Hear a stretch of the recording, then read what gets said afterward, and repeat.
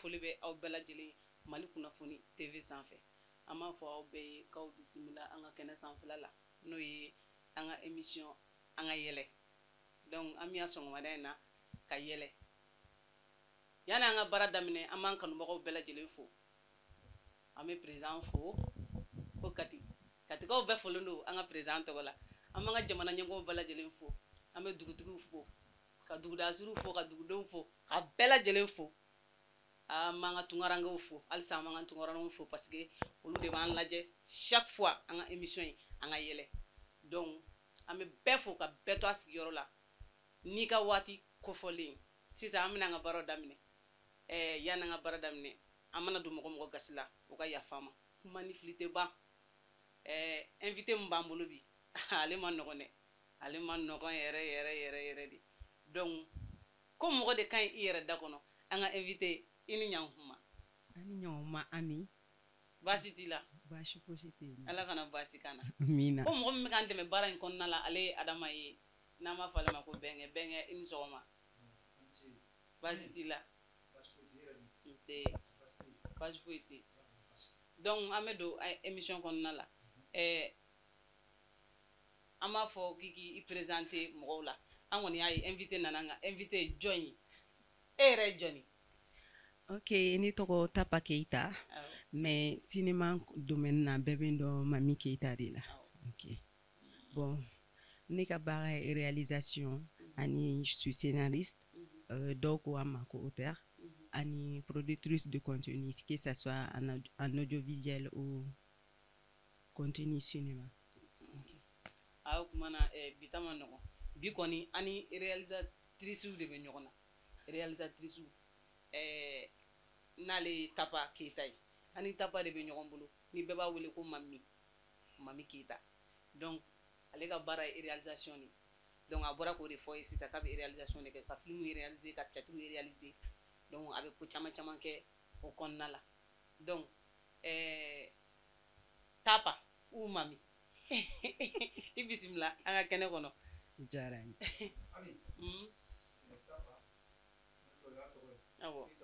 awɔ don bon ne bɛ bɔ Kalabankura ACI la awɔ Kalabankaw bɛɛ folen don Tapa tɔgɔ la yan Kalabankaw k'aw bɛɛ ni ɲankuma Tapa tɔgɔ la donc Tapa an bɛ don émission kɔnɔna la an ka émission nin ye nisɔndiya kɛnɛ de an ka yɛlɛ émission ye jɛmukan dumanba ye an b'a a bɔ Mali kunnafoni TV sanfɛ araba o araba donc e de y'an ka invité bi an b'a fɔ i ɲɛna ko question b'an bolo dɛ question b'an bolo bi parce que réalisation yɛrɛ kɔnɔna la muso ne ka muso yɛrɛ réalisation kɔnɔ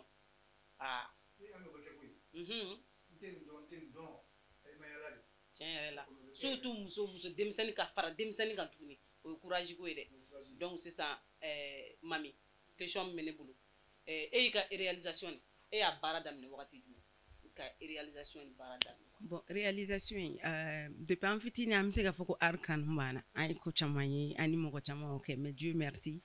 an bɛɛ bɛ ka an bolonɔ bila faso kɔnɔ art ko la quoi mais en 2018 réalisation kanu diyara ne ye yɛrɛ yɛrɛ yɛrɛ de donc n y'a essayé ka baara daminɛ c'est après en 2019 ou 20 comme ça n taara étude k'an kan k'an ma yɛrɛ yɛrɛ ka taa kɛ professionnel a la n taara réalisation ni production kɛ Dakar ok o kɔfɛ n taara Burkina n ka tugun francophonie na n tun bɛ ka Mali représenter n taara production kalan kɛ yen fɛnɛ ka dɔ fara kan kɔfɛ n tilara ka segin ka tugun ka taa Dakar n ka tugun ka taa réalisation kɛ n ka tugun auprès de Toumani Sankare Banco Production oui.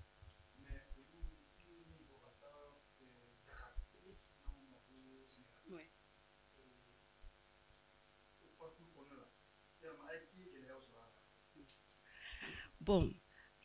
art kɔnɔ a gɛlɛya ka ca kojugu surtout n'i bɛ ka bɔ i fa zamana de la ka taa dugu la i tɛ kan mɛn i bɛ vie kelen i b'a dɔn yan a ma nɔgɔn i ka musomanin kelen ye k'i bɛ so ta i bɛ k'a kɔnɔ toujours i bɛ bila i ka famille na i bɛ kɛ famille na o y'an ka laada yɛrɛ mɛn ka e ma dege o la i ka taa yɛlɛma i kelen i b'i débrouiller i tɛ dugu min kan mɛn i tɛ dugu min yɔrɔ dɔn k'i débrouiller fo ka na kalan fɛnɛ far'o kan temps t'i bolo i bɛ bɔ ekɔli la i bɛ na tobili kɛ su fɛ ou des fois i bɛ se ka tigɛ n'a yɛrɛ san kalo yɛrɛ la ka bila pour que i kana tan a ma nɔgɔn courage yɛrɛ yɛrɛ de don mais ni fɛn min diyara i ye i t'a gɛlɛya ye quoi. Oui. O diyara n ye tunga ma nɔgɔn dɛ o tunga tɛ danbe dɔn o kuma mami question min bɛ yen sisan ale ye réalisation an kɔni an b'a mɛn ko réalisation dɛ réalisation bɛ yen ne ko réalisation kɔnɔna la théâtre réalisation ani film réalisation réalisation yɛrɛ ye mun ye fɔlɔ i bɛ film yɛrɛ réaliser n'i bɛ film yɛrɛ cogo di. Bon, réalisation kɔnɔna la bon komi n'a fɔra art 7e art o ye cinéma ale de nana ni art bɛɛ kɔfɛ an ko ma ko 7e art ale ni théâtre réalisation différence b'u ni ɲɔgɔn cɛ voilà donc hali minnu b'a baara kɛ théâtre kɔnɔna la i tɛ kɛ réalisateur a bɛ fɔ k'i ye metteur en scène de voilà minnu bɛ e kan ka sigi tan e kan k'i kɛ tan e kan ka kuma fɔ tantɔ minnu bɛ kuma fɔ cɛ kuma sɛbɛnnen don ka bila dɛ mais mun bɛ na sisan ko tugu k'a ta fara kan ka artistiquement parlant ka a beauté n'a fɛn tɔw bɔ aw kan k'aw kɛ tan aw kan k'aw kɛ tan mun b'a fɔ caméra kan ka sigi tan caméraman kan ka kɛ tan son n bɛ nin lumière nin kɔ n bɛ nin kɔ ale de kelen bɛ plateau bɛɛ diriger poste ka ca dɛ mais ale de bɛ plateau bɛɛ diriger mais an b'a bonya ko ɲɛmɔgɔ don mais a kelen fɛnɛ tɛ baara in kɛ parce que i b'a sɔrɔ métier tɔw de bɛ baara jamakulu jɛ baara de don exactement komi baara fɛnɛ la ni ɲɛmɔgɔ t'a la hiérarchie t'a la aw kurukanfuga ɲuman na a bɔra depuis mande ni ɲɛmɔgɔ tɛ fɛn min na a tɛ se ka ɲa donc an bɛɛ ka poste d'a ma ale de ye ɲɛmɔgɔ ye plateau sanfɛ n'ale ko k'a kɛ cogo min na a b'a kɛ ten hali n'i bɛ fɛ ka kuma a fɛ i bɛ se ka kuma ka assistant de fɛ ou a kɛra cɛman ou musoman i bɛ se k'o de wele ne ɲɛ bɛ yan yɔrɔ in na nin man ɲa an bɛ se k'a fɔ ɲɛna donc a b'a fɔ a ɲɛna donc e yɛrɛ b'a lajɛ n'i kunkolo la i ye image min k'i kunkolo la n'a n'o bɛ taa i b'a bɛn n'a n'o tɛ taa i b'a fɔ non n bɛ nin de kɔ mais i ka mɔgɔ lamɛn mais i kana sɔn kuma bɛɛ fɛnɛ ma quoi sinon a bɛ bɔ i t'a yɛrɛ la bɛɛ man ka ta fɔ plateau fɛnɛ sanfɛ voilà exactement ne kɔnɔna la o diyara n ye an b'a fɔ an kanumɔgɔ ye mami bɛ ka question walawala cogo min na a b'aw tulo majɔ a ka question walawala cogo lamɛn mami bɛna walawala an ye bi an b'a fɔ an kanumɔgɔw ye k'u k'u tulo ma da kosɛbɛ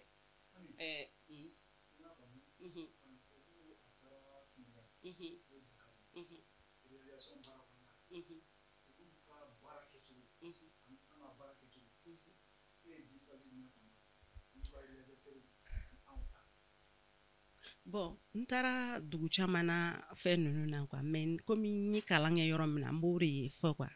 n'o ye Dakar ani Burkina n m'a faamu an n'u tɛ kelen franchement kuma ma nɔgɔn sisan dɛ an bɛ fɛ k'a ɲɛdɔn de a kuma ma nɔgɔn sisan Mali ko bɛ cogo min na bon exactement bon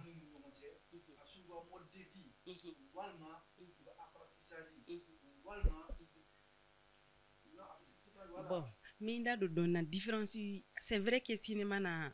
a bɛɛ ye règle kelen de fo ni mɔgɔ minnu ye a règle maîtriser ka tila ka code casser n'an k'o ma ko cinéma expérimental genre i tɛ règle si accepter e bɛ na n'a y'i diya i b'a daminɛ a camancɛ k'a laban daminɛ n'a y'i diya i b'a daminɛ an k'olu ma ko cinéma parce que cinéma genre fɛnɛ ka ca quoi mais il faudra ka d'abord i ka maîtriser fɛn min don ka sɔrɔ ka se au niveau ma quoi mais sinon a tɔ règle ninnu bɛɛ kan ka kɛ kelen mais Dakar ta la an bɛ yɔrɔ min na bi a cinéma a bɛ ka ni ko a bɛ ka tendance a bɛ industrie yɛrɛ de la sisan a b'o chemin de kan or an Mali la an ka c'est vrai an bɛ ka baara kɛ avec les moyens de bord an bɛ k'an débrouiller cinéma bɛ ka avancer jeunes ka côté la mais a dugumala la a ma nɔgɔn or Dakar fond bɛ yen nɔ pour aider cinéastes k'u dɛmɛ yɛrɛ yɛrɛ yɛrɛ tel que Fopican i m'a faamu u b'u dɛmɛ i bɛ taa sɔrɔ sisan ko production bɛ yen nɔ ni ko production tɛ dɔwɛrɛ ye dugu ni dugu olu ka jɛ ka fara ɲɔgɔn kan quoi exactement ka baara kɛ ou bien hali ni dugu yɛrɛ tɛ i b'a sɔrɔ sisan n tɛ kunnafoniya ani média wɛrɛ bɛ se ka jɛ ka an k'an bolo di ɲɔgɔn ma an ka ninnu ka alliance kɛ donc n'a sera cinéma na dɔrɔn nous on appelle ça coproduction donc olu bɛ yen n'o nana sisan wari bɛ na ni e nana ko production se ka kɛ fu a bɛ se ka kɛ i ka ni état don sisan o bɛ 10% ou bien 20% e bɛ na n'o ye apport tɔ ninnu bɛ bɔ kɔfɛ jamana tɔw la olu bɛ se ka n'a tɔ dafa quoi i m'a faamu ou bien nin na nin b'a fɔ matériel de bɛ ne bolo nin b'a fɔ nin somme de bɛ ne bolo bon ne bɛ se ka an ka acteurs sara ninnu na nin min na donc a bɛ avancer mais yan ko production yɛrɛ bon a bɛ se ka kɛ a bɛ yen nin nɔ mais a ka suma a ka suma i m'a faamu mɔgɔw bɛ ka dɛmɛ et puis camion de bɛ u bolo machine bɛɛ b'a kɔnɔ i mago bɛ appareil fɛn fɛn la ni lumière do fɛnw camion yɛrɛ de bɛ voiture spécialement u bɛ taa jɔ carré la i m'a faamu i mago bɛ fɛn min na fɛ a bɛɛ b'a kɔnɔna la équipe bɛ wa ordre bɛɛ respectelen don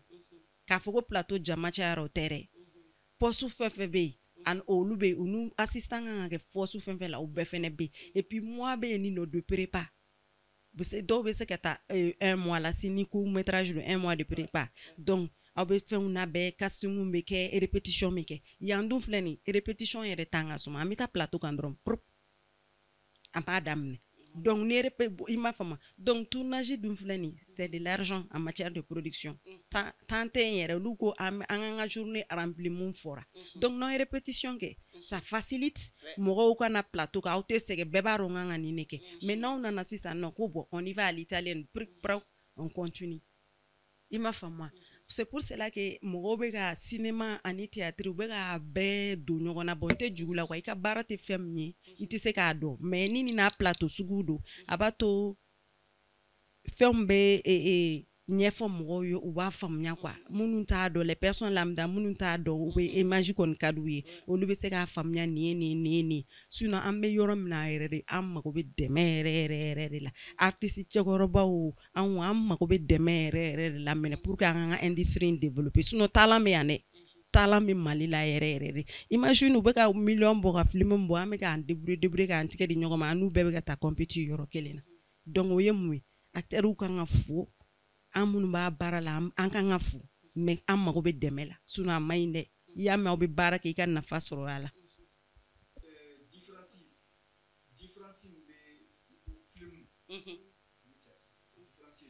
Bon théâtre yɛrɛ kɔni a bɛ définir en 3 temps a bɛɛ bɛ kɛ lieu kelen décor kelen tu vois scène kelen a tɛ changer quoi en aime o 3 temps de don o 3 temps kelen cinéma bɔlaw y'o fɛnɛ ta parce que ne bɛ k'o de fɔ art nana cinéma de bɛ art bɛɛ fara ɲɔgɔn kan ale de bɛ se k'a bɛɛ utiliser o talent bɛ cinéma bɔlaw de bolo an de nana ka art fɛn fɛn bɛ yen diɲɛ kɔnɔ les 7 arts an de nana k'a bɛɛ fara ɲɔgɔn kan les 6 ka n'an placer 7e na n'an ja an bɛ taa peinture fɛ an bɛ baara kɛ an b'u ka lumière ta k'a don mais théâtre la o ye 3 temps de a bɛ se ka kɛ aw bɛ musique bɛ don a kɔnɔ comme fɔlɔ la théâtre la musique tun bɛ kɛ en direct de mais sisan technologie développera a bɛɛ scène kelen de komi a bɛɛ scène kelen de aw tɛ déplacer décor tɛ yɛlɛma n'a y'i ja fɛnɛ mɔgɔ kelen i bɛ se k'i ka personnage falen k'a kɛ mɔgɔ baden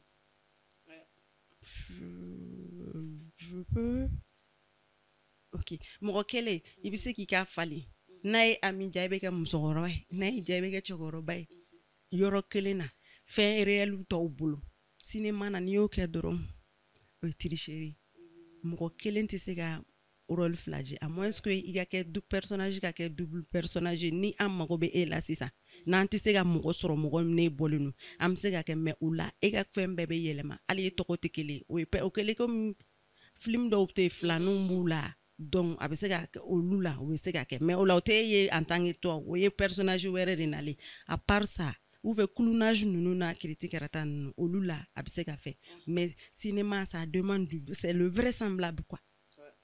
fɛn bɛɛ kan ka kɛ réel hali n'a tɛ yen fɛn min ka surun réel la o de kan ka na quoi donc a tɛ ten tɔ quoi et puis cinéma code ko kuma ka ca kojugu ni théâtre ye fɛn bɛɛ ye code de i kan ka ni règle de kan ka respecter i man ka faux raccord kɛ yan nɔ bon faux raccord la genre an k'a ye par exemple an min ka buguli nin o kun yɛlɛnnen ninnu sanfɛ nin filanan na an ka lajɛ buguli jiginnen donc cinéma bɔlaw mana o ye dɔrɔn o bɛ digi olu ɲɛ la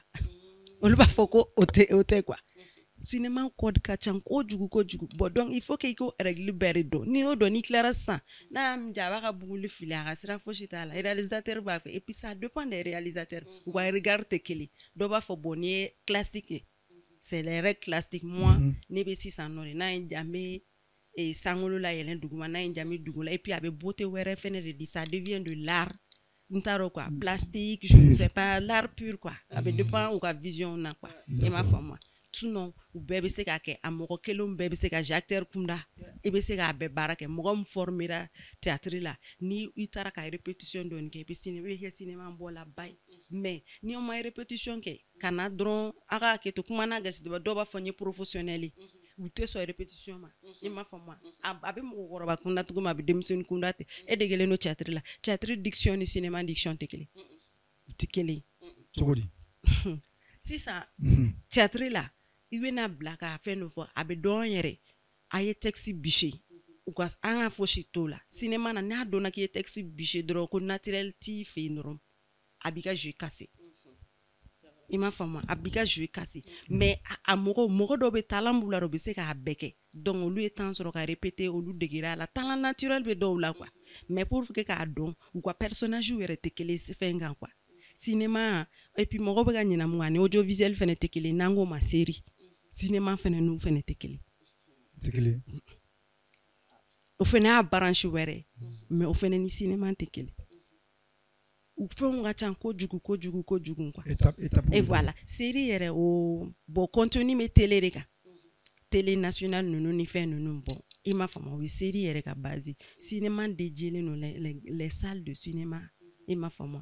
i m'a ye ani festival bon festival bɛɛ fɛnɛ kɔrɔ tɛ ko n taara n ka prix ta i m'a faamu prix tɛ a b'a to pays bɛ dɔn e yɛrɛ ka œuvre bɛ yala a bɛ relation sama ka se i ma bon i bɛ ɲinɛ o de to mɔgɔw bɛ fili n'i ye trophée ta u b'a fɔ n'i ye trophée ta cinéma tɛ dabɔ trophée tali ka dɔrɔn ka mara mais n'i y'a ta i ka fɛn dɔ de don i ka reconnaissance don a yeli bɛ diya i ye quoi mais i bɛ ɲininka de nombre de festival i ka film ye mun kɛ parce que o kɔrɔ de a taara jamana jumɛn de la i ka fɛn film joli bilara i ka film taara nin festival la a taara nin na fo i bɛ a taa e yɛrɛ ka œuvre bɛ taa a bɛ se ka kɛ sababu ye fɛnɛ i bɛna production wɛrɛ sɔrɔ n'i dɔnna i bɛna long métrage bɛ se ka na fɛnw min na i m'a faamu wa donc o de don quoi sinon ani série fɛnɛ tɛ fan kelen fɛ i m'a faamu Ami kɔrɔfɔ bɛ ka faamu mais n bɛ fɛ ka question poser Mami kun Mami aw yɛrɛ mana ko long métrage and court métrage danfara jumɛn de b'o la parce que an b'a mɛn mɔgɔ la non film ye long métrage ye ou bien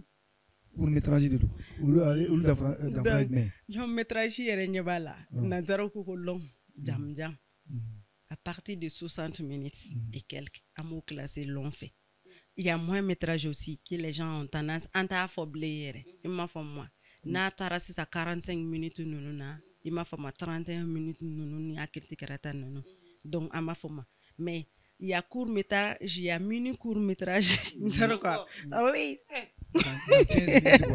Non, court métrage, il peut se que faut 22 là. 22, ou y a fait un standard normé. Il peut se que 23 là. Il m'a fait ma. Il se que à partir de 1 à 30. 1h30. Bon, comme nombre standard T. Mais au début, nous avons une expérience mondiale. Mais court métrage fene 12 ou 13 ou mini court métrage fene be 10 à 9 mini petit court métrage lui 1 minute 2 minutes ou be dans farabe akonna la femme Ami bolo c'est une question o jaray malgré monsieur comment là avec moi mais ala tu dis ça bien là Ami bolo Mami Amina kene kono alsa e ka réalisation comme i réalisatrice e bika baraw e bu ko ñanam e bu choisir to di e bu wala ka bo ñona to di e bika inspiration inspiration e bika baraw choisir to di ka choix inspiration me comme c'est ça comme ça voilà style mi bolo comme ça genre film do kessa e y'a film e y'a choix bɔ tugun e y'a choix bɔ min e y'a ta min e y'a kisɛ ta min. Bon, inspiration to ye. Inspiration. Vraiment côté inspiration. Donc film yɛrɛ la inspiration. Am bon i bɛ ko caman galama. I bɛ se k'i inspirer diɲɛlatigɛ yɛrɛ kan. I ye gɛlɛya minnu ye. I bɛ se k'o kɛ. Ne yɛrɛ ka film dɔ bɛ migration. Ne sigilen dɔrɔn an kun bɛ tunga de la. Tellement a juguyara an ma. Ne sigi dɔrɔn ka miiri film idée jiginna ne kunna. À l'époque, il y avait Umumba Imba Fouaté en 600 avec Francis. Nous Umumba wele dron. Nous Umumba wele dron. Umumba femme idée ni mené là. Umumba ko kon me. Ibara kay asebe. Zina asebe. Plus tard on a réalisé faut ñu trophée ta là. Film inspiré après ce qu'a fait film bola koro. Olu mana evrum ke na y marqué. Il se qui inspire là on il gana plagiat fene kere. Bon, plaisir en Bamara. J'ai copié-collé. Il m'a fait moi. En fait, il y en a un temps fait. Et trophée ko bora ka fossa. Ah, trophée ta. Ça trophée. Ça c'est en quelle année? Ça année. Il y a trophée ta kuma mais trophée ta film na, il se ka film wala wala en donia. Trophée sur la film na quoi. Il ka film tourner ni trophée sur la. Est-ce que il se ka film wala wala en donia. Il y a acteur sur togodi. Il se ka a fait donia. Bon. Nga film falo ke 2018 kanto kino la Burkina kino waka. Donc on était boy bar esprit kino beni non faire peu avec moins de bois. Toi ni kino mo club na. Le titre c'est quoi? Drôle de famille. Oui, série de do nya dam ne drop fin pilote fitin ne la mato la bangwa. Peut-être dans l'avenir mena à la bangwa. Et ma femme moi abi famille ne ka 3 sœurs do war kado et do fleni sunoko kadoui kelembe baraka doui beni jogo kwa dans la famille quoi al ni kumara ba foki ka warram ima fama bonno ke français ou kumana burkinabé ou kumana pays taman kumana quoi ima fama ne o réaliser ou la bon donc o keran depuis no de ke guna na do na quoi i jo bara mi son waja donc en 2019 ñinga mo contacter bon ni munu be baraka ñongo fa ayna. Bon, film de c'est à fond propre avec abonné war chamanti ngwa ina nga baraka mbufu parce que unana baraka nu kama malgré que war kunte ani dumuni glan ame kele plateau ka amandat ke ko fa ame kla kana baraka ima fama ayan debouro la ka film ke film bana latino nous a monté mon mère au fait de Francis sans on a mixé parce que on a sur mon mère fait mais si jo ba bolo quoi. Donc aya ke un truc entre jeunes nan clara ni mo nga projet bi e beta ka baraka mo sara ku tanchere i de ndoro nga dumuni yam parce que bara yam fe nga dongwa anya to la festival fereba ku me no 2e édition ndara ni film ni donc film jara anya plita i ma fama o kera tento donc nga film bon film ne ragli tout la peu nga film keke donc film 2023 aussi Dakar une coproduction qui est avec Tomani de a produit Banco à Cotrajme au film Tara reçu à la frontière de l'INES bon au cinéma je veux dire expérimental et puis comédie musicale fene donc c'est rare de comédie musicale et il va y Europe anno film qui don bebala au muni donc là don bebala mais un film de là c'est Facebook là film moi oui une jouera film non lui c'est la Facebook là plus sur là prima sur là Aish uma prita bon zenata on croise bien les doigts en a sélectionné parce que Facebook fait ma baba sur film bana sélection voilà 2023 la fin compté Facebook ma donc c'est ça 2 ans donc anya blagata reçu ani fin prita non meilleur acteur ani prita non donc au bowling finala ni refene film les larmes du pagne ani prita segou et ma femme donc ani Madagascar aussi ani prita non quoi ou fait crème nani prita et ma femme d'accord ouais a quoi une festival ou quoi à la fou ouais et puis c'est rare aussi de voir que le cinéma malien a bougé tout récemment aussi film mais Brésil à Rio de Janeiro film Tarayno où on devrait aller à Rio de Janeiro avec tonton Chagoumara nous en douanier Sissoko à Rio un film Tarayno fait d'accord ami on a une question Nagla question famuna. Muka wala bi de. Mami c'est ça question mamulu. I réalisation damné. Am se ka fo depuis i yɛrɛ ko depuis fitini o fo c'est ça. Gɛlɛya jumɛn sɔrɔ a kɔnɔna la gɛlɛya k'a daminɛ fitini na fo sisan gɛlɛya yɛrɛ jumɛn sɔrɔ k'o ye tɔɔrɔ. difficulté Ami ni ngo me Mun y'i tɔɔrɔ mun yɛrɛ ma diya n ye fiyewu. Ami ni ngo ar n'a janfate ba. Bi yɛrɛ faga baara la kɔfɛ i bɛ bila kɔfɛ mais o man ka kɛ k'i bɛ décourager ni décourager i bɛ tila ka na sigi o y'a sɔrɔ i ni minnu y'a daminɛ olu taara ari yɛrɛ dabɔlen n'o cɛsiri kama parce que f'i k'a kanu de fɔlɔ baara mun sara yɛrɛ ko ka kuma dɔw la i bɛ sara kuma dɔw la i tɛ sara a kɔni bɛ kɛ sababu i bɛ voyage kɛ i bɛ fɛnw kɛ i bɛ dɔn n'i kɔni yɛrɛ nana depuis i bɛ ka dun voile kɔnɔ k'i bɛ sen na Bamakɔ ni hami don mɔgɔw bɛ na ko n sama fɔlɔ no te bala i bɛ hami na ka panga do pangulu kono ka taa fo jamana kɔ kan ayi kan na sama do yɛrɛ Wala. i bɛ sira mami kan na ndo parce que ali hali n'a kɛra ne yɛrɛ i ka fɛn yɛrɛ bɛ sélectionner pour que fɔlɔ yɛrɛ i ka billet yɛrɛ sɔrɔ fɔlɔ o ye i bɛ samara caman tigɛ O nɔfɛ. n'i yɛrɛ tɛ k'a bɔ i kun billet sɔrɔ yɛrɛ i kabako ye fɔlɔ cogo di jɔn min na billet di A ma nɔgɔn. Donc sisan e ka fɔlɔ sisan. n'imagine e bɛ somɔgɔw olu k'e dɛmɛ ka kalan sara aw k'o débrouiller dɔ bɛ e kɔrɔbalen olu jigi dalen don e bɛ ka voyager e ka na ŋɔ tugun k'a ye billet di yan A ma nɔgɔn. difficulté A ma nɔgɔn. il faudra que an ka dɛmɛ de quoi depuis le début n y'o de fɔ an mago bɛ dɛmɛ yɛrɛ de la quoi ala kɔni ye an kunna ja mami kulo b'i la ala y'an kunna ja k'an garisigɛ don médiaw la fɛn dɔ b'an kan visibilité n taara a bɛ fɔ cogo min na bamanankan na an jaw yelen don an ka baarakɛta ni mun ja yelen tɛ i b'a sɔrɔ ka baarakɛta dɔɔnin don i m'a fɔ ma ala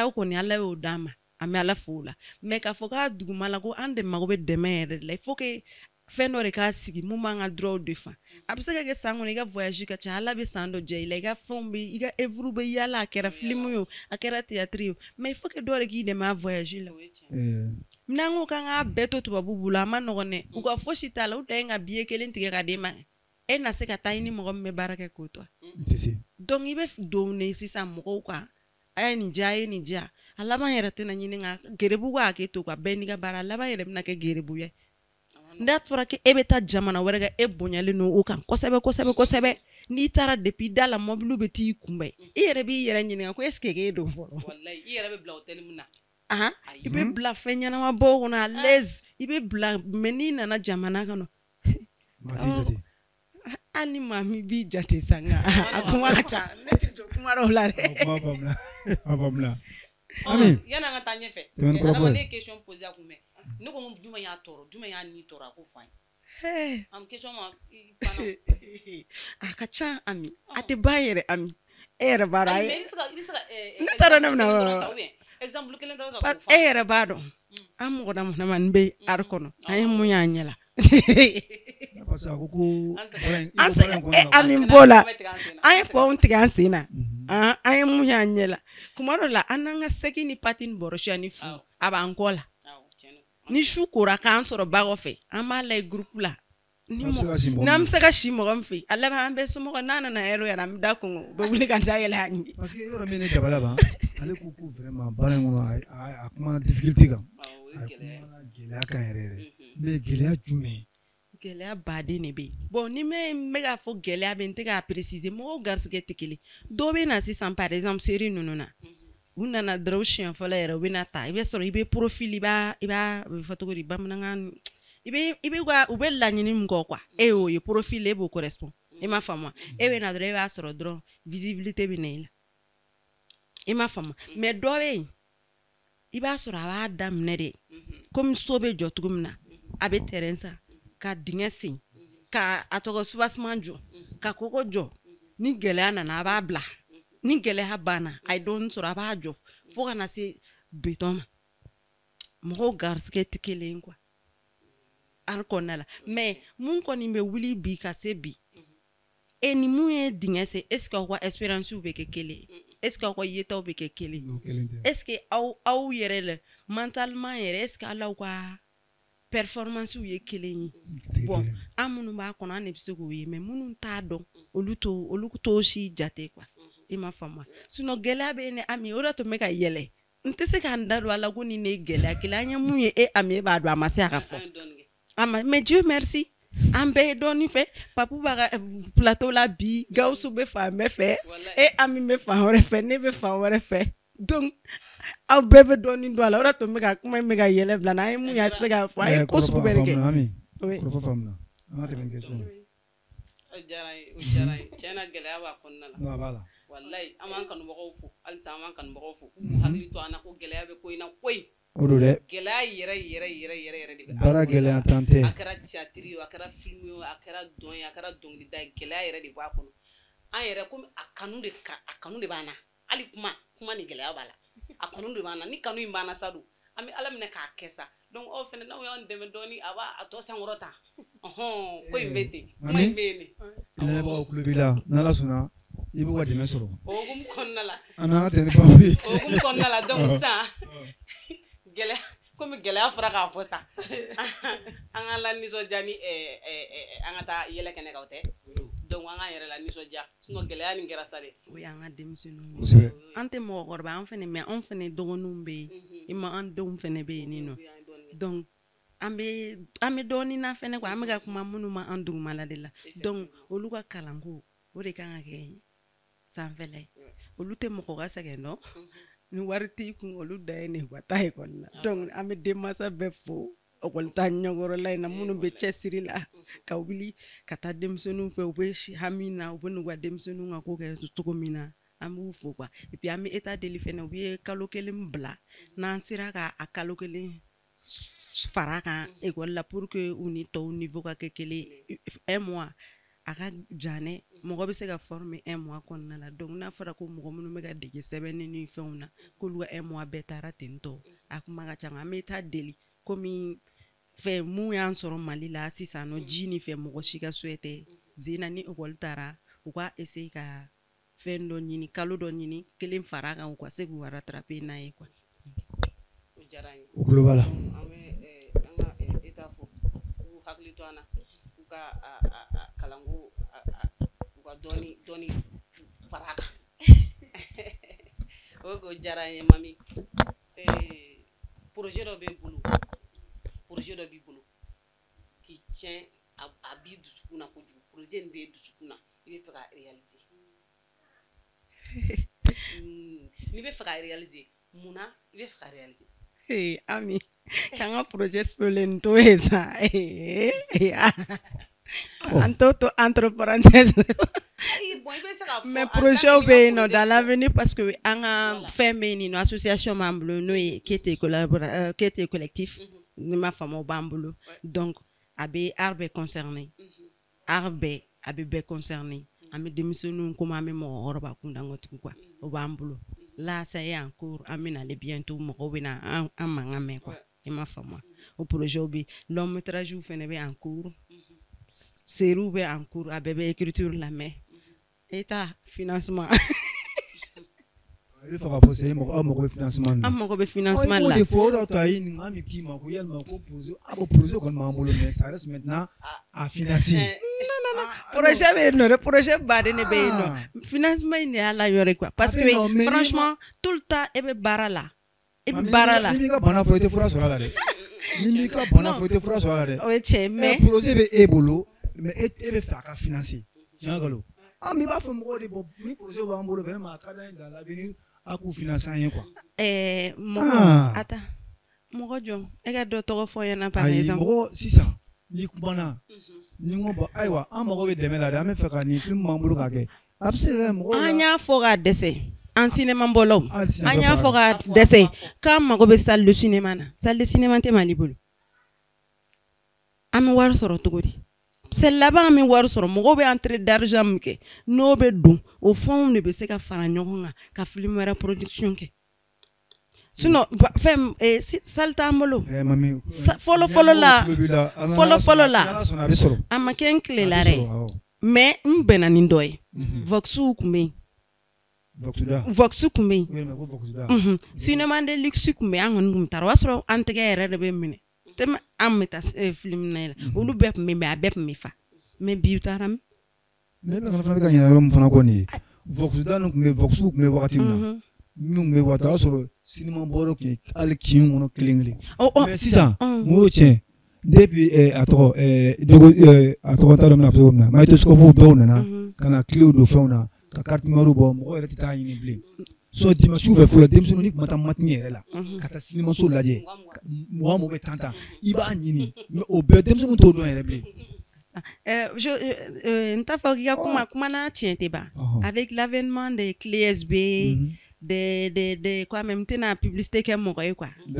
voilà ordinateur nous ni chaîne nous ni fait nous en quoi on na ya dimini mais FNK do ko ntara salle de cinéma kono kata film nay ani sigile no nga sogonna la ka film nay a effet utekele ou son tekele ou mouvement tekele ima fa moi o kera togo e pays bade ne be anya ye monu na chaîne de télé cinéma jolbo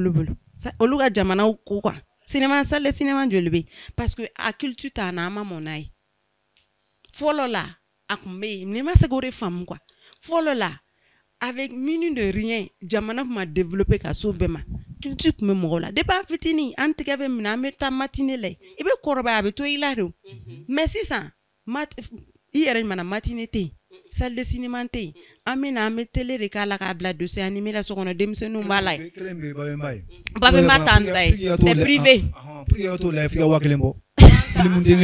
babemba tan te faire to fo parce que public dongwa babemba tandai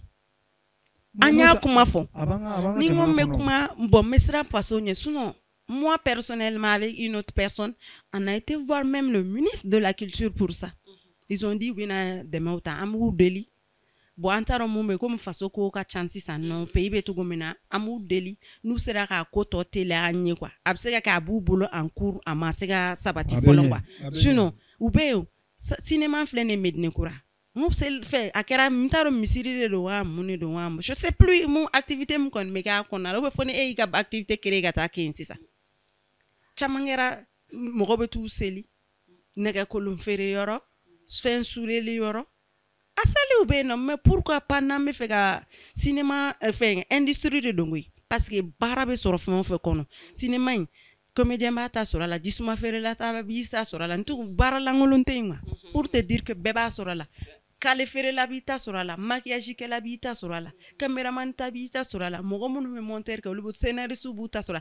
o bebe se ka chômage bo jamana mu konna law na fraka nga salle créer o law pourquoi pas follow la salle mais salle mune la salle de garçon autorité c'est vrai autorité c'est ka benyana bo mais anga jamana wartigu do be peut-être à tout cas projet la nini kuma na seru manu ya me o se ka abluka projet la na salle créer ça comme o film ke abu se ka were film da comme priorité be di mali film ni ma panga jamana ka fundo fanga la donc anga jamana do anga culture do donc no dira mo be ka to lay akera keme flyo akera keme nani o be usa producteur ma chien wera tna mo ko delikay na fu na o waru farala nyonga film na amana ka boîte 10% ta ka boala abe do di équipement abe courage do mo gona mais dongoro ne de be barala ne ke wele ko na fu e so fene de mayatigi de so be sara courant me sara jiwe sara e be balon to ko digarla kanga kete fu te foshi glam bibi nare ame yorom na enclairé a demandé tout est devenu matériel maintenant o ya enclairé follow ko ngano ko wi yere mana mali wara ma ken clela tant ko me se ka fe mbade soro mais bientôt bo ame wakati mina mo ko reke donc pour que ka ni gele an boy salle de théâtre cinéma do nga bi salle théâtre salle be salle de danse bete doye ay o koni danse kala ere est-ce que mais on peut dépendre depuis anga sori depuis an sigi dawla ni yini ngara ki ka bare mi ni dongele ni théâtre bolay ni cinéma bolay iga mala tikete ibita jamana wero kono ibi yala be voyager ibe boin ibe ta ibe mina chukumna yera fa chukumna ne era particulièrement ibi ka voyager ke ibe ta ibe mina chukumna quoi jamana wero la mais ibe na iga jamana kono ta do ki be yere mais ere bitika jamana président ba fuke wora ya kwa ta mais ko de be ibe yala ibe ni sigi ka du itara jamana la ibe ni sigi ka fite iba ko ay ko ni tene ko ni mata yambela quoi o de bɛ digine la i bɛ tila ka ni sigi tɛ ba do e la yɛrɛ a diplôme b'i bolo a fɛn bɛɛ b'i bolo u bɛ tila ka nin kɛ i bɛ tila ka na kɛ woso ni pâté feere Ami ça c'est grave Ami kɔrɔfɔ faamuna mami awɔ wala to ana quoi o bɛ hakili bɛ tɔw la kɔni o tɛ dɔnkɛlaw yɛrɛ ma se ka ci u la catiri bɔlaw yɛrɛ kɔni fifu réalisation olu b'u dɛrɛmɛ dɔɔni o de ka fisa dɔɔni parce que olu b'u dɛn mais dɔnkɛla yɛrɛ hali k'olu tɔgɔ parce que o tɛ bɛrɛ mun don depuis fɔlɔ la o de bɛ an fɛn kunna quoi an na f'an ka sensibilisation de kɛ dɔɔni nin ko in na wa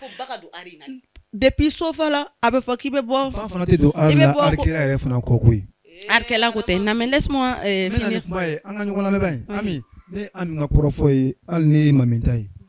an ye dɛmɛ k'an ka wara faga o y'a sɔrɔ a kunkolo y'i bolo dɛ dɔw bɛ bi u bɛ baara min yɛrɛ la nin ye n'o ye théâtre bɔ ni ɲɔgɔlɔn bɔ ni fɛnw ye i m'a fɔ ko n'i ye fɛn mun minɛ baara i yɛrɛ mɔgɔ bɛ fɛn dɔ de la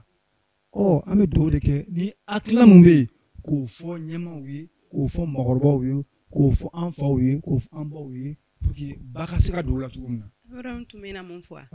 e ye ne ye ani minnu bɛ art kɔnɔ nka an minnu b'a domaine kɔnɔna la e fɛ k'a t'an bolo da la a b'an bolo ko ka dɔ fara kan de dɛ m'a fɔ ka bolo n ko ka dɔ fara kan an ye dɔ b'a d'an bolo dɛ depuis i bɛ pɔn tigɛ i sen na fo sisan i bɛ baara kelen min da la i bɛ ka continuer fɛ o b'i bolo da la dɛ mun kɔni ne tɛ san sɔrɔ ni juru tɛ isno an ye dɔ kɛ o dugutigi kulo b'an na an ye dɔ kɛ fɛn bɛɛ ne y'o de fɔ kuma la n ko fɛn bɛɛ tɛ se ka to ko État k'an dɛmɛ ou bien nin k'an dɛmɛ mɔgɔ wɛrɛw bɛ yen nɔ a ye exemple ta Nigériens kan avec leur truc de no Hollywood hali commerçant olu bɛɛ b'a la maison de couture olu bɛɛ b'a la olu bɛɛ ye partenaires de pub bɛ k'olu ye parce que u ka fini min don commerçant pub bɛ k'olu ye bɛɛ b'i ta sɔrɔ a la donc c'est marché de l'autre tun bɛ k'o de f'i ɲɛna donc n'an ko k'an k'a bɛɛ to État ma vu que an bɛɛ bɛ jamana bɛ situation min na actuellement an bɛɛ b'a kalama n'i bɔra crise ni fɛnw na ka na k'an bɛ yɛlɛ sanfɛ an ma nɔgɔn nka an bɛ bɛɛ de ma ni bɛɛ y'i ta kɛ et puis depuis so fɔlɔ n bɛ fɛ k'o de daminɛ a bɛ daminɛ ni gɛlɛya in bɛ daminɛ depuis so de y'a mɛn kɛnɛma mɔgɔ fɔlɔ depuis so kɔnɔ yɛrɛ la fɔlɔ i b'a fɔ ko n bɛ art daminɛ u b'a fɔ ko i ye janjanja da la carré kɔnɔna la art musomanin baden bɛ yen nɔ n'u ka furuko dabilalen don ko parce que k'u tɛ fosi la jago mɔgɔ yɛrɛ bɛ artiste muso furu wa mɔgɔ depuis so fɔlɔ nin fo ni mentalité in an k'a ye fɔlɔ kumaw don nka mɛ bi mɔgɔw b'u ka baarakɛta de ɲini na an bɛ baara in an b'o de kɔnɔna la hali n'i bɛ so u bɛ ka mun kisi a ma i bɛ se ka k'a ye baara tɛ mɔgɔ kɛ mɔgɔ dɔ ye quoi o bɛ dépend olu yɛrɛ éducation min d'aw ma n'olu dalen don an na k'u ye éducation min d'a ma olu man ka nin fɔ depuis sigida la mais n'i yɛlɛnna sanfɛ de i bɛ kɛ faso ta ye i bɛ kɛ somɔgɔw ta ye i bɛ kɛ bɛɛ ta ye sinon art bɛ artistes bolo da la dɛ n b'u fo dɛ art b'u bolo da la dɛ mais mɔgɔw bɛ ka confond de n nana non mɔgɔ artiste b'a kan dɛ e bɛ ka génération fila de confond ni y'i ka kuma faamu bien ni filila i bɛ se k'an bɔ fili la minnu nana dɔrɔn ka don a la n nana dɔrɔn n ye YouTube ta ka créer n tɛ ka YouTube kɛlaw dɔw bɛ baara la n ko minnu nana dɔrɔn ka na dɔrɔn n ye YouTube créer n ye nin page créer n ye visibilité sɔrɔ ani minnu y'u ci bila fɛ art filɛ nin i mago t'a kalan na dɔw bolo talent bɛ dɔw la yɛrɛ n'a bɛ na diɲɛ in yɛrɛ kɔnɔna ye de mais u bɛ baara kɛ ka dɔ fara kan k'u ka talent na travail minnu bɛ ka taa professionnel na ani minnu bɛ jeni ka ɲimi na visibilité ka kɛ dɔrɔn an ka wari sɔrɔ donc visibilité bɛ minnu na bɛɛ bɛ ka bɛɛ gosi ka taa o fan kelen de fɛ ka sɔrɔ a baarakɛlaw bɛ yen yɛrɛ yɛrɛ minnu bɛ ka respecter u bɛ yen yɛrɛ donc o de to an bɛ ka a fɛn quoi mais ni diɲɛ fɛnɛ yɛlɛmara i fɛnɛ kan k'a jija an fɛnɛ ka yɛlɛma n'an ka méthode kɔrɔ an fɛnɛ k'a la an ka côté la genre an bɛ ka taa méthode kɔrɔ min fɛ n'a tɛ ka yɛlɛma qu'est-ce qu'on peut proposer pour que an ka fɛn ka changer dɔɔni b'an bɛɛ la dɔɔni mais an mago bɛ dɛmɛ in de la ne bɛ k'o de f'i ye avec les moyens de bord an bɛ ka diɲɛ minɛ n'an ka festival an ka filmw ye mais ni dɔɔni farala kan comme jamana tɔw bɛ aide min sɔrɔ dɔɔni ani producteurs de qualité aujourd'hui bien les producteurs de qualité pas ni nana dɔrɔn production kalan diyara n ye n'a diyara i ye taa ɲɛɲini k'i former i k'a ɲɛdɔn ni mun don parce que e ka baara ye de wari t'e kun ka taa wari ɲini ka n'a di an ka se ka nin baara kɛ mais ni bɛɛ y'i sigi ka État bɛ financement ni mun di ou bien fond ni mana na ko o don bɛɛ bɛ t'i nin da o kan jɔn b'a minɛ ka jɔn to jɔn bɛ baara kɛ or producteur e de kan ka taa porte bɛɛ da gosi ka kuma ka k'i da mɔgɔw bɛ sɔn i ka kɛ ladiri i ma faamu i kana nin financement ye aw ka baara kɛ n'o ye aw ka mɔgɔw sara sinon cinéma bɛ ka kɛ juru de la sisan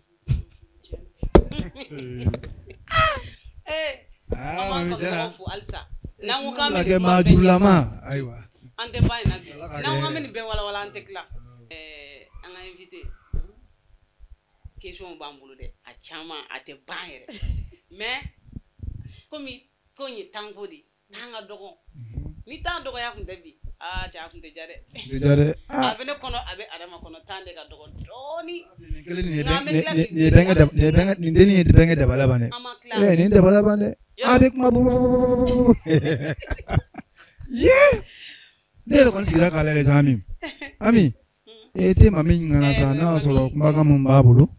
awɔ komi waati bɛ ka kurun mɔgɔ i n'i ka baara bɛɛ i b'a sɔrɔ dɔ bɛ conseil d'i ma e ka conseil o ye jɔnni ye bon ne ye conseil in kɛ baara kɔnɔna la n bɛ se k'a fɔ n baarakɛɲɔgɔn surtout parce que mɔgɔ tɛ se ka baara kɛ k'i ka na c'est vrai ne de tɔgɔ bɛ ye film sanfɛ mais n bɛ segin a kan tugun ni mɔgɔw de jɛra k'a kɛ hali ni mɔgɔ min ye chaise ta ka dan ka plateau kan i ye dɛmɛ dɔ de las'an ma donc olu fɔlɔ n b'olu fo olu ye n dɛmɛbagaw ye ani i somɔgɔw fɛnɛ olu fɛnɛ b'a essayer k'i dɛmɛ ani teriw fɛnɛ b'a essayer k'i dɛmɛ kɔnɔna la quoi i m'a faamu olu bɛɛ bɛ n dɛmɛ donc n b'u bɛɛ fo ani minnu fɛnɛ bɛ k'a lajɛ minnu bɛ ka taa salle kɔnɔ ka taa n ka film na ye n b'olu fɛnɛ fo ka fara kan awɔ donc kuma kuncɛ kuma an ka question kuma ban sa nka an bɛ bi ta bila bari sabula an ka temps ka dɔgɔ dɔɔni donc i ka kuma kuncɛ kuma ye ladilikan jumɛn b'i bolo ka lase sisan réalisatrice ni réalisateur ma bon ne bɛ mun f'u ɲɛna ko n ye bon kuma mina gasi tɛ ban u k'a kɛ to minnu b'a fɔ ko juguya kuma ni fɛnw don olu tɛ an ka kuma fɛn kan wa industrie bɛ an ka domaine bɛ avancer cogo min na an ka kumaw kan quoi donc n ye trophée kelen sɔrɔ n ka na n disi gosi ko n ye cinéma bɔla ba ye n ka to mɔgɔkɔrɔbaw kɔfɛ n k'u ka conseils lamɛn n bɛ dɔ de ta a la ka fara n ta kan mais k'u bɛɛ ta o fɛnɛ n m'o fɛnɛ fɔ parce que olu ka wagati ni sisan an ka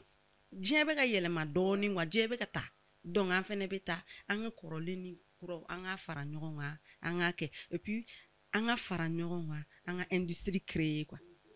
art kɔnɔna la an ka fara dɔnkɛlaw fɛnɛ n bɛ se k'a fɔ olu fɛnɛ u fɛnɛ ka fara ɲɔgɔn kan dɔ k'u représenter u ka bureau ka kɛ nin ye bon ni problème wulila y'a mɛn a bɛ taa mɔgɔ dɛmɛ ne tɛ se ka na Ami ye kelen ta ko k'e dɛmɛ mais ni jɛkulu don nin ye Mali dɔnkɛlaw ka jɛkulu ye an bɛ se ka na vice versa n'a kɛra ten tɔ an bɛɛ ka jɛkulu créer fɔlɔ n'an y'o créer ka fara ɲɔgɔn kan fɔlɔ n'an farala ɲɔgɔn kan n'an y'an ka droit imposer mɔgɔ si tɛ se ka wuli ka bɔ a kan o ye tiɲɛ nin yɔrɔ in na yan sisan an b'an ka réalisateur bɛɛ fo Mami tɔgɔ la réalisateur cɛman ani musoman an b'u bɛɛ fo Tapa tɔgɔ la k'u bɛɛ folen don an ka kɛnɛ kɔnɔna la Mali kunnafoni TV sanfɛ an b'an profiter o fɛ an b'an ka musokɔrɔba yɛrɛ fo n'o y'an grand-mère ye tanti FC Fatumata Kulubali voilà k'an b'a fɔ kosɛbɛ kosɛbɛ an mɔmuso don o kun kɔnɔna la an b'an kanubagaw fo halisa an b'an kanubagaw fo an b'an ka musokɔrɔbaw n'an ka cɛkɔrɔbaw fo u folen don an baw fo halisa an faw an b'aw fo fa bɛɛ fa ye an b'an faw fo k'an baw fo an b'an kɔrɔmusow fo n'o ye Korotumu Jarasuba ye fo Kati an bɛ Katikaw bɛɛ fo ale tɔgɔ la ka Kajatu Jarasuba fo Mopti ka Moptikaw bɛɛ fo ale tɔgɔ la ka Segukaw bɛɛ fo ka Sikasokaw bɛɛ fo Mali région sanfɛla fo Dugumala ka Joyilakaw bɛɛ fo ka Bugunikaw bɛɛ fo Joyilakaw k'aw bɛɛ ni ɲankuma Banikɔkaw ani ce an ka émission kɔnɔna la dugutigilakaw fo dɛ dugutigilakaw fura dɛ dugutigi ala de ka dugufuw fo ka maire fo ka commissaire fo ka président fo ka démissionw fo ka maakɔrɔbaw fo bɛɛ kulo b'i la an b'a fɔ ko émission bɛna se a kuncɛyɔrɔ ma mɔgɔ min tun bɛ réalisation na ale ye Yaya Samake ani Tina Siribe Filadenni donc an bɛ foli lase u bɛɛ lajɛlen ma k'u bɛɛ ni ce u ni baraji u ka sisan émission in chaque mercredi a bɛ bɔ nɛgɛ kanɲɛ 18 Mali kunnafoni TV sanfɛ an b'a fɔ an kanubagaw ye k'u sɔgɔma ni kunnafoni TV show la mercredi b'an ka émission in sɔrɔ bi ani réalisatrice de tun bɛ ɲɔgɔn na réalisatrice n'o ye Tapa Keyita ye ni bɛɛ b'a wele ko Mami donc an b'a fɔ ko Adama kuma b'i bolo. Ayiwa an kɔni an bɛ kuma kuncɛ yan k'an bɛ mercredi wɛrɛ nɛgɛ kanɲɛ 18 n'i yɛlɛla dɔrɔn Mali Kunnafoni TV show o don.